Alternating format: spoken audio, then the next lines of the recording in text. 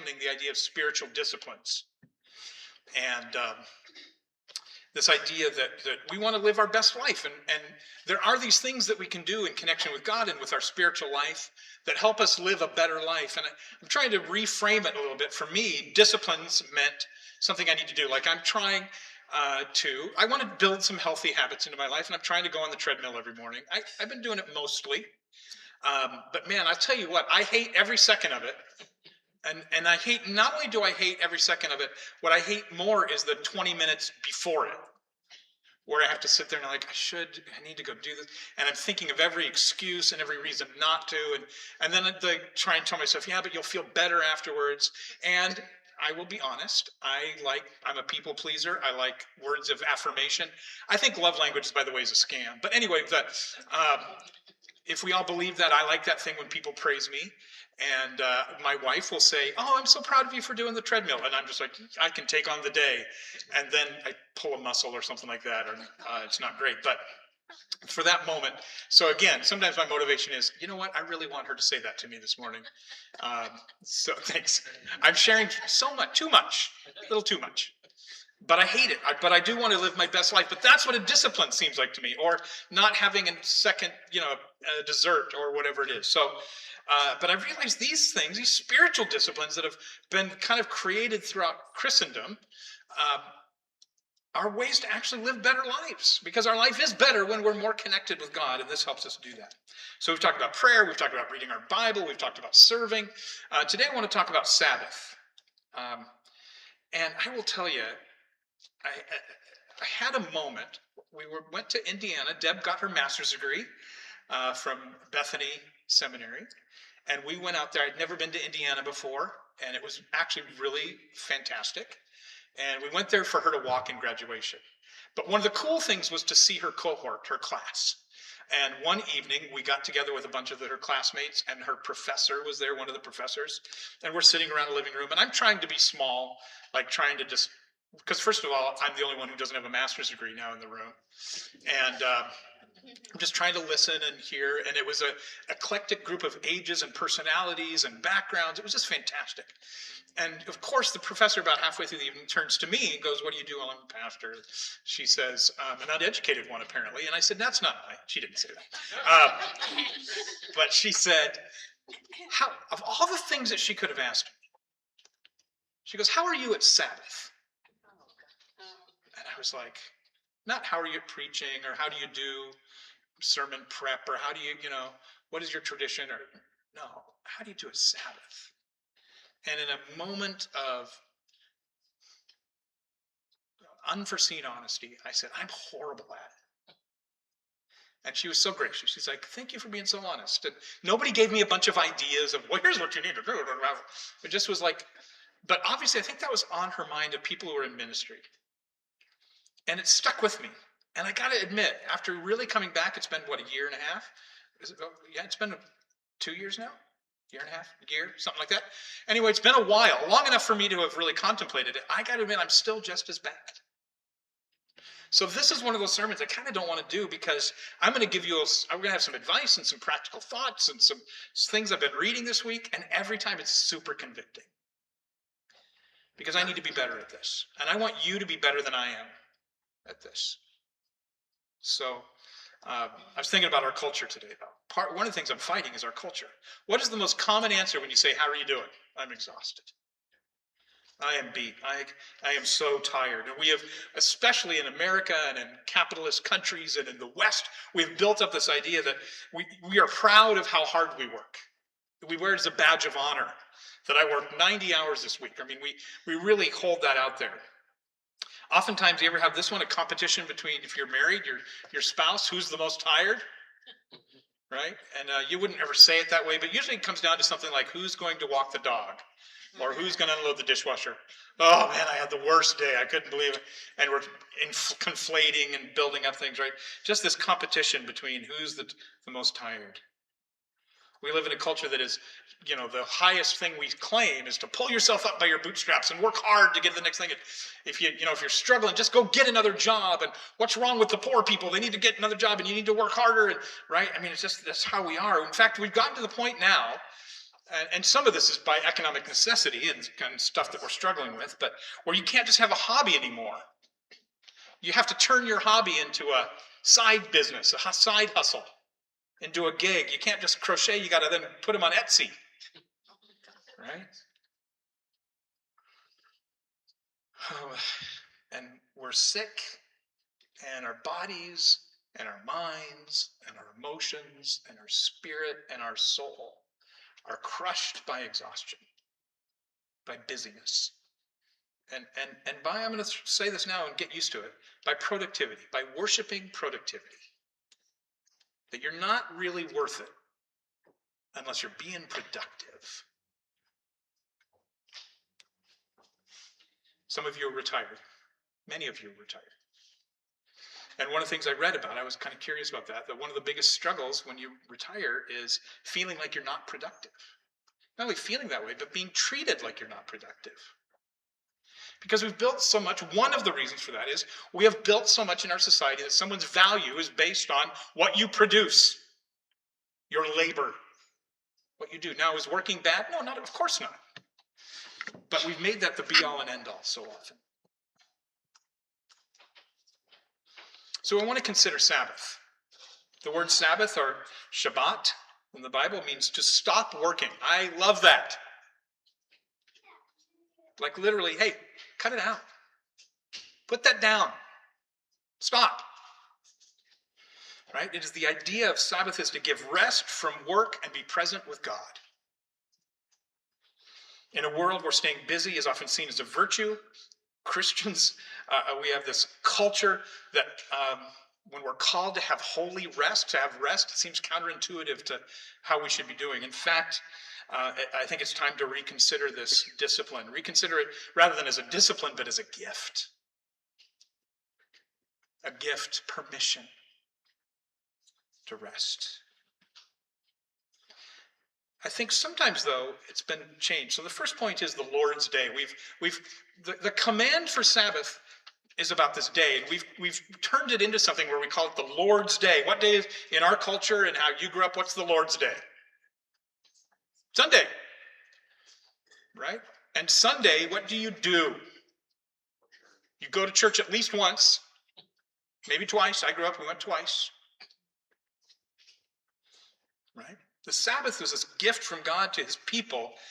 And think about this. The Sabbath was a gift of a day for a bunch of reasons, but because his people had been exploited for their labor. Deuteronomy 5:12-15. This is the statement of the law concerning the Sabbath. Observe the Sabbath day and keep it holy as the Lord your God has commanded you. You have 6 days each week to do your ordinary work. But on the seventh day is a Sabbath day of rest, dedicated to the Lord your God. On that way, no one in your household may do any work. This includes you, your sons, your daughters, your male and female servants, your oxen and donkeys, and other livestock, and any foreigners living with you. All your male and female servants must rest as you do. Remember that you were once slaves in Egypt, but the Lord your God brought you out with his strong hand and powerful arm. That is why the Lord your God has commanded you to rest on the Sabbath day. Originally, this idea was to have a full day of stopping working, quitting, cut it out for a whole day, right? Stop being productive, stop churning away. And that was for everyone, the whole community, right? I love that it was very specific, because I think sometimes in these commands, Jesus explains it later that it's a little more nuanced, but the idea was we're going to try and find a loophole, right? Well, I'm not working, it's just my servant that's working. Or maybe if you trained your donkey, it could do some stuff. But the point was, it was keeping just those who were in charge from getting a rest and nobody else getting a rest. Everybody got a rest. Stop this entire thing. Stop this from being a break for the bosses and the wealthy, but just another day of normal work for servants and children and others. And I love that it was saying, hey, you need to stop working, even to the point of stop supervising the animals that are doing work. There's no loophole here. You just need to take the whole day off. You need to stop working for a day. And it was hugely important as honoring the day off that God took with creation as well, right? The other passage in Exodus, it talks about the reason that we have this law. When you take a Sabbath day, it's because God rested on the seventh day to honor God. Did God need rest? Was God exhausted? No, God was giving us a divine example of this idea that it was a sign of completion and as an example to us. God rested in Exodus 20. The rest is an example for us to follow, that even God said, look, once you're done with something, once you've done your work, you need to stop. Rest was built into creation. I mean, even the creation God made, there's night and day, right? Daytime, it's easier to work. We're biologically wired. We do stuff during the day. At night, as we are biologically wired to fall asleep. How many of us have a hard time falling asleep in Western Washington in the summer, right? It is sunny till, 11:30? I was telling Deb, there's some things that are wired. Like, there are certain projects I can't do till the sun, like sometimes writing, something creative I can't do till it gets dark. And so 9 o'clock, I'm like, I'm running out of time. It's built into our normal creation. And it was set aside, they set aside a specific day of the week for the entire culture to not work. Everyone to rest and honor God. And what it's acknowledging is God does not want us to always be working. Being productive is not the highest value.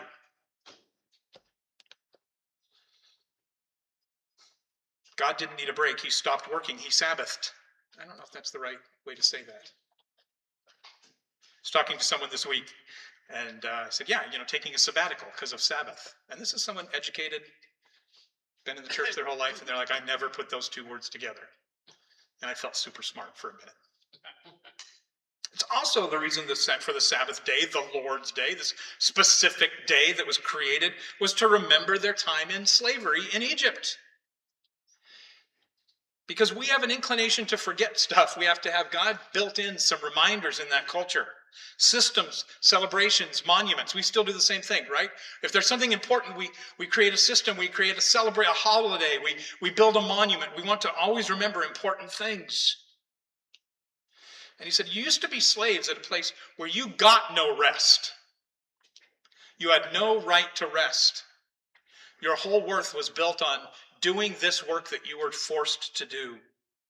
Systemic exploitation at its worst. And he says, you need to remember a time when you could not stop working, and you need to make a commitment. We need to make a cultural commitment to real rest for everyone to honor God. And make sure everyone in our influence gets to rest. Workers, families, pets, animals, right? Employees, everybody gets to rest on that day, not just you. When you're taking your break, all of the people that serve you, all of the people in your circle, they get a break too. So maybe since we don't live in that same culture, or the world may not be able to mandate for ourselves and other specific days of Sabbath. We can't necessarily mandate anymore. Most cultures don't have blue laws. Have you ever lived in a city that had blue laws? Right? Where, the stores are closed on Sunday. Right? I was talking with Brent about things used to be shut down on Wednesday night because Wednesday night was prayer meeting night. I was reading, one pastor was writing about how he was in a new church and realized he didn't do longer. For some reason, his shirt got stained or something like that. He ran on Sunday morning to go buy a new shirt, and the Walmart was closed because he lived in a city with blue laws. Saying, I kind of had a gross shirt that day. I said, I don't understand that. I've never had that problem. Right? But it's like, yeah, we need to be committed to give people a break, to not only ourselves, but the people around us, to make sure people can have Sabbath.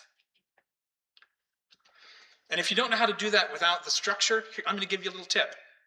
Take Sunday. It's kind of built into culture. Take a day. It's the seventh day, the way we celebrate it. Take Sunday off. Right? It's one of the reasons we're here. Taking a day off. The Lord's Day was set aside for not working, for rest, for allowing ourselves to get closer to Him, and we can be closer to each other. I will admit, one of the reasons I'm bad at this is because when we say this is the Lord's Day on Sunday, is my biggest work day as far as productivity. This is the day that, man, you get all the content, all the brilliance, all the charm, all the creativity. But this is a busy day for me. Yeah, thanks. Right?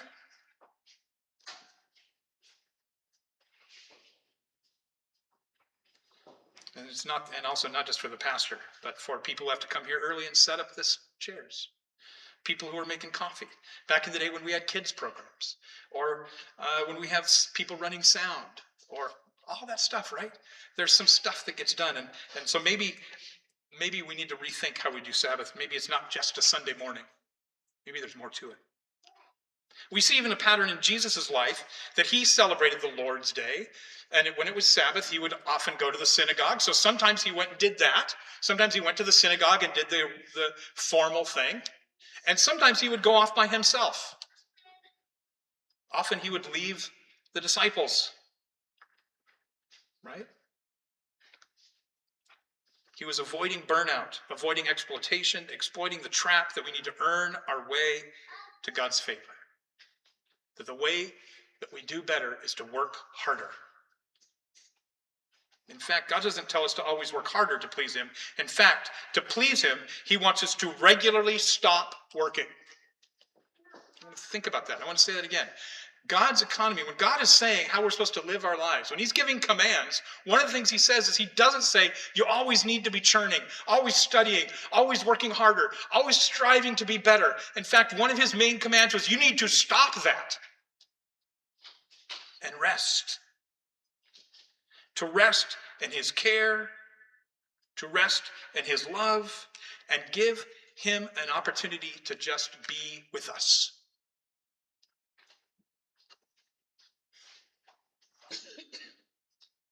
That can happen both individually and in community.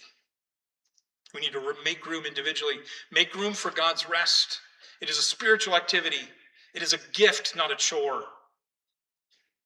We need to take personal time and give the Lord his day to stop being productive, to stop churning, and maybe stop even trying to reach him, but allow him to reach us. Have a closer relationship and a closer connection to God. And I do think as a community it's important. We do need to do it together. We need to celebrate Sabbath together. Something about coming together and committing to with each other, to spend time not being productive and to being with each other and growing closer to God. And also we need to say, are we as a community, are we hindering others from being able to experience Sabbath by our actions, by our ideas? Are we promoting systems that never give people a chance to rest? That glorifies productivity and efficiency?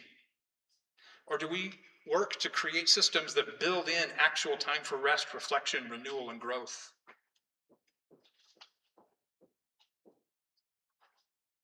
It doesn't need to be a Saturday or a Sunday.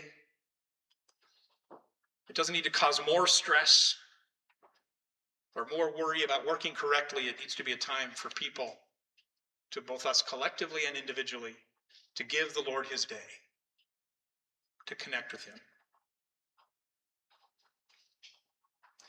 Because what was happening is the Lord's Day became a burden.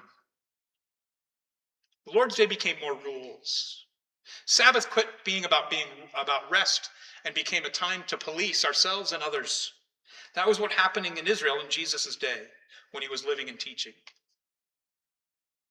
Sabbath is not just this ancient rule. It was time to experience real rest and grace, but it had been turned into another way to separate those and guilt those who were being oppressed. And over time, religious leaders turned this beautiful gift of rest, this beautiful idea that God not only gave us the example in creation, but also commanded, takes this beautiful gift and turned it into an exhausting burden of rules and restrictions. So the Lord's Day, in point number 2, was for the Lord's people. The Lord's day is for the Lord's people. Sabbath was not so that God could rest or to make sure that people sacrificed and did more, but as a gift to people who are already doing so much. Not another thing to feel bad about for not doing it right or not doing it at all. Right? Right now, some of you are feeling bad going, I don't Sabbath right. I don't take enough rest. I really need to get on that. I need to work harder at rest. Right? That's my inclination. Right? So let's see how Jesus handled Mark Jesus' view. Mark 2, 23 to 28. One Sabbath day, as Jesus was walking through some grain fields, his disciples began breaking off the heads of grain to eat. But the Pharisees said to Jesus, look, why are you breaking the law by harvesting grain on the Sabbath? And Jesus said to them, haven't you ever read the scripture that David did what he and his companions did when he and his companions were hungry? He went into the house of God during the days of Abiathar, the high priest, and he broke the law by eating the sacred loaves of bread that only the priests were allowed to eat. He also gave some to his companions. And then Jesus said to them, the Sabbath was made to meet the needs of the people, not the people to meet the requirements of the Sabbath. So the Son of Man is Lord even over the Sabbath. Another one of those great moments. There's a lot here. First of all, I love the idea that they're walking along and that the disciples are taking advantage of the gleaning idea. That farmers were told not to completely be the most efficient farmers they could be. They were told to be a little inefficient, not completely productive.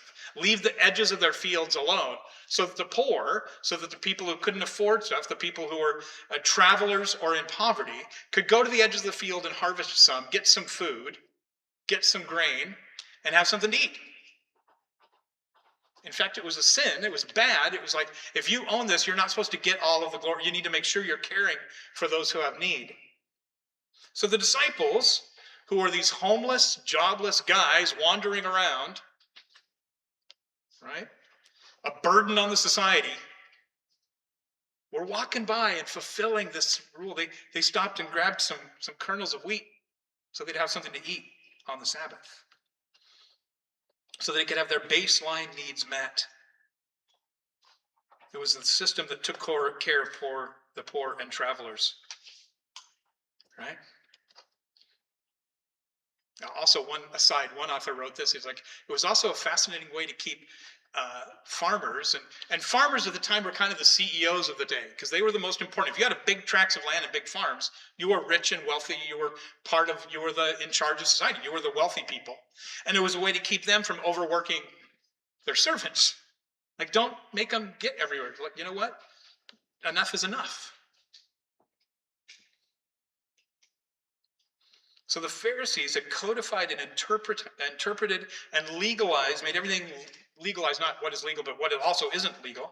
Everything to make sure they could judge themselves and others. I think probably at the beginning there was probably some good intent. Have you ever done that? Like, you're trying to interpret a rule and you're like, you know what, it'll just make it easy if we just make this true for everybody. Have you ever been at work when HR has done that? You know, somebody's using the copy machine for personal use, so now you got to come to me to get the code for the copy machine, right? Or someone's drinking too much coffee, so now you got to bring your own creamer, or whatever the weird rule that somebody makes. That's one thing I can commit to you here. We will never do that here. There will always be creamer. It might be that powdered flammable stuff that makes a rat grow a third ear, but it'll be here for you. Right? But the idea was, they began, I think, this idea, but then it became like, we want to be able not only to make sure the Pharisees, I think their real intent was always to follow the law completely right to the letter so that they would never have anything against them. Meanwhile, at the same time, because we can never do that on our own, the inside rots. But also so they could judge everybody else, make sure everybody else is toeing the line. Right? So that you can imagine, can you imagine the committee of Pharisees having a discussion of what does it mean to harvest? You're not supposed to harvest. So does that mean, like, you have your animal out there, you're using tools, and they landed on anytime you grab anything off the stalk. right? And a lot of times, though, it also is the other way around, that they would debate about what the law actually meant to create loopholes for themselves so they could get away with not following the spirit of the law. And especially they made this egregious, this harvest rule, because poor people had to work every day, and often they were paid daily. So you only had enough food and money for that day. And so when they enforced the Sabbath laws so strictly that a poor person just had to suffer for really 2 days. They had to suffer. They didn't have enough money for food on Sunday or on Saturday, on Sabbath, on the Lord's day, and then they didn't earn any money that day, so they had to struggle the next day. If you were wealthy, if you had enough food, if you had enough stuff in your life, then that's not that big of a deal. You take a day off, you live off your excess. But that's not why God made all the laws, right? In fact, I think it's blasphemy. I think it's blasphemy to call something, to do something and judge something in the Lord's, because of the Lord's day that harms the Lord's people. Right? Calling something good evil, that is calling it good, or calling good evil. And also, just as a kind of final note, Jesus responds like, by the way, the Son of Man is also in charge of the Sabbath. So, you know what I'm saying goes on this, by the way. He's in charge of the interpretation. And his rule is correct. So clearly the disciples were not harvesting. Right? They weren't being productive. They weren't growing stuff to sell. They weren't making others work. The Pharisees just wanted to condemn hungry people. And more than anything, they really just wanted to catch Jesus out. And Jesus reminds them of the real order of the universe. The real heart of God is to take care of people and for people to come closer to him. The reason for the Sabbath was so his people, all people, could stop producing and rest and reconnect with God together and on their own. And Jesus did both. The Sabbath command was not so that God could coerce people into worship, right? But for people to know him. And the very next verse, the next chapter, that ends the chapter. The next chapter, we're in the same boat. Mark 3, 1-6. Jesus went into the synagogue again, and he noticed a man with a deformed hand. And since it was the Sabbath, Jesus' enemies were watching him closely. If he healed the man's hand, they planned to accuse him of working on the Sabbath. Jesus said to the man with a deformed hand, come and stand here in front of everyone. Then he turned to his critics and asked, does the law permit good deeds on the Sabbath, or is it a day for doing evil? I think he said it like that, evil.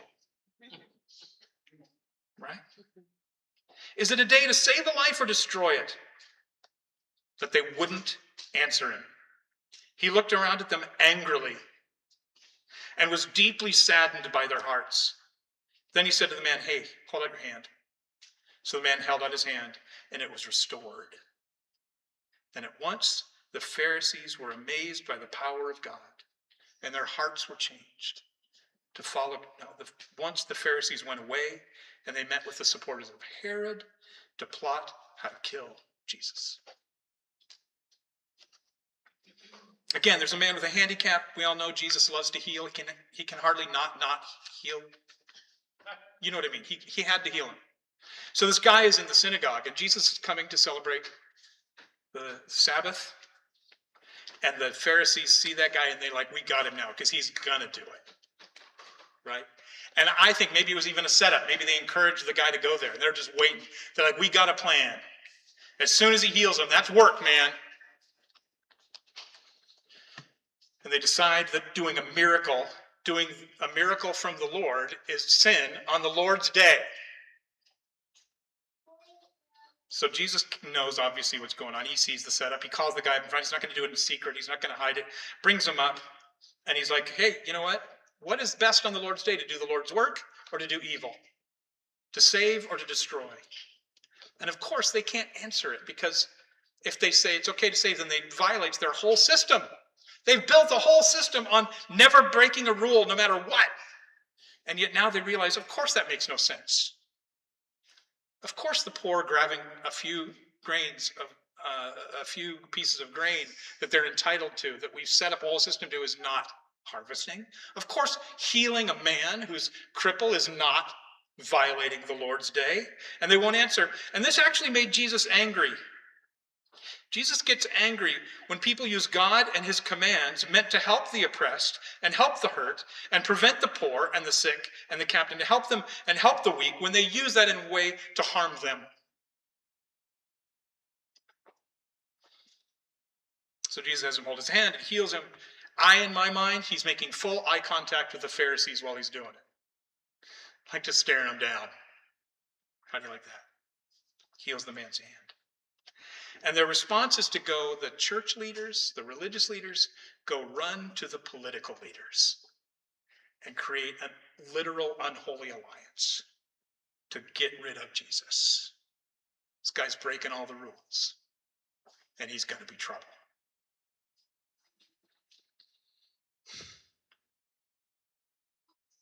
So Jesus reminds us that the Lord's Day, the Sabbath, is for the people. It is for us and for those who are trying to grow close to him. It is an invitation to step away from the demands of work and trust that God is in control. And remember that we're defined by his love, not by our productivity. Observing the Sabbath, yes, is a command that God gives us and expects us to follow, but God's commands are always for our good. That is why it causes us to live better. It's not a discipline to cause us to stress more. It is to give us good life closer to God. Rest is important for individuals. We need to rest our souls. It is important for us to have intentional, specific rest.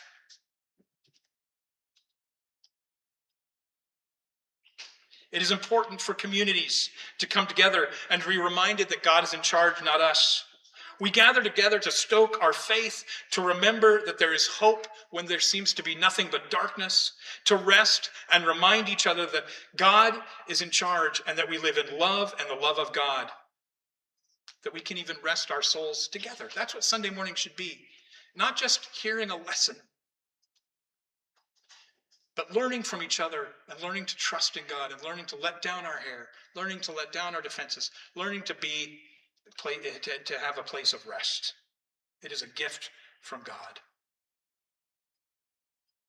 We need to be different from rulers and bosses and governments and systems that tend to overwork people in order to make their own system better.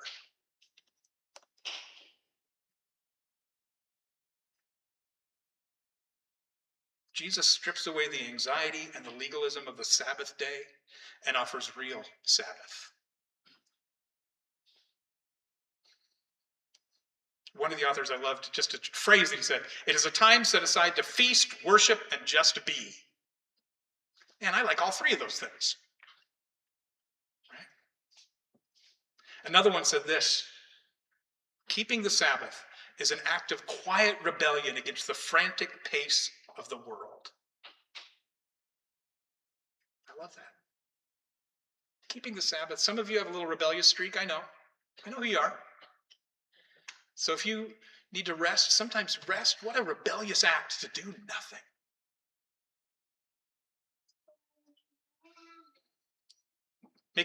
Making a Sabbath a habit. Jesus did just this. He made it a habit, practically, some thoughts. Be like Jesus. Make it a habit. If you need to set a day, set a day. If you need to set a time, set a time. This is where I got to admit, right now, I'm just going to give a little caveat. I do not do this. Right? I'm embarrassed to admit that I'm being a hypocrite right now. But I need to start. Make a good habit. Make a good habit to intentionally set aside time to not work and intentionally connect with God.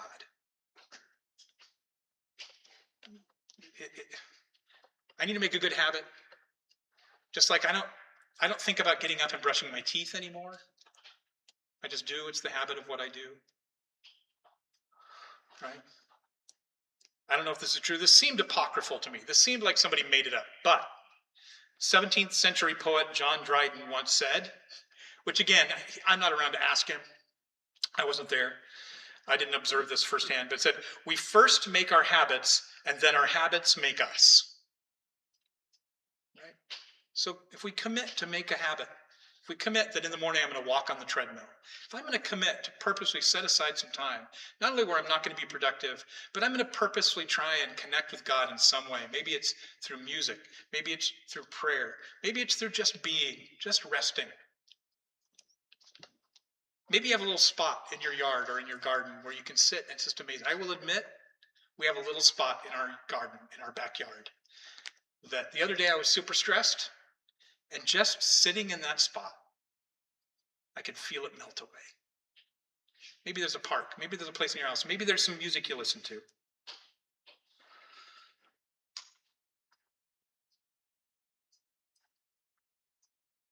Pastor James Lawrence says this: my life does not depend solely on my own grinding. I will pause because God is faithful, and he is the one who sustains me. So here's some practical thoughts, maybe to build your habit around. Go to church on Sunday. Maybe make Sunday your Sabbath. What a concept, right? Go to church and then take the rest of the day off. Pick a hobby. Maybe pick the hobby back up, and don't do it to put on Etsy. Just do something you enjoy doing. This is one for me. Stop saying lazy and apologizing for rest and stopping working. I'm going to have a lazy day. I'm just going to be lazy today. I'm going to work on not saying that anymore when I'm intentionally trying to choose Sabbath. Now, sometimes I just want to be lazy where I let chips get on my shirt and watch TV. Here's one. And again, this isn't for everybody. These are just thoughts. This is not scriptural. Maybe read a physical book. There's something about that, right? Something tactile about reading a book. Nap unashamedly. Amen. I'm going to get a t-shirt that says that. Make a new acquaintance. That could be Sabbath. Get to know somebody new. Not because you're trying to reach them or sell them on something or convert them or help them. Just somebody you run into. And it doesn't have to be a deep friend, but maybe just a new acquaintance that you say hi to when you get the mail.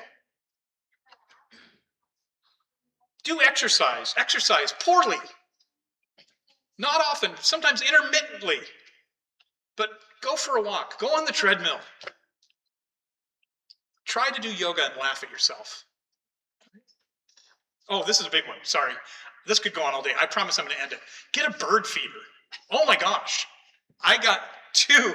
I became a little obsessed. I got, for Father's, I'm going to get choked up, but for Father's Day, my wife gave me a hummingbird feeder. It was the most delightful thing I've ever had in my life. I went and got another one so that we have two. One right by the window where I can watch them. And it took them a while. Okay, I'll tell you about the hummingbird offline. But the point is, it's if you get a bird feeder, read the Bible. Here's a crazy one. Read the Bible and meditate on it. Not meditate like study to write a sermon, but just, what does this mean? What's God telling me? Pray and listen to God's response. Here's a big one, and we're going to all pinky swear to do this today. Right? Do not judge someone else resting. Not even a little sigh, not a, right?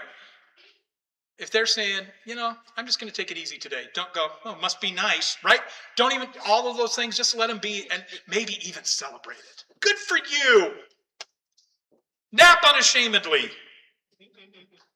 Celebrate non-productivity. Give someone awards for doing nothing. Congratulations, you did nothing today. And society survived. We are to set aside a time and commit to stop trying to get ahead and to be productive and make money and be a success, to rest and connect with God because we need it. Let me pray. God, thank you that you've given us this amazing gift of a command, this amazing rule that should be so easy to follow, and it's really, really hard. Help us to be rebels against society by taking a break. And in that moment, to trust you enough that you love us, even if we're not productive. God, thank you. We love you and we praise you. In Jesus' name, amen. Genesis 2 and 3. On the seventh day, God had finished his work of creation, and he rested from all his work. And God blessed the seventh day and declared it holy because it was the day when he rested from all the work of his creation. I'm in a little sideline. Isn't it amazing here that the one day he said was holy was the day he did nothing? Not the day he made the sun and the moon, right? This is the best day. The best day is when it's all done. May we be a people who are faithful in committing to stopping work, to find intentional and regular time to rest and connect to God, and work to ensure that others have that same opportunity as we practice God's gift of Sabbath, to the glory of God and the flourishing of our neighbors.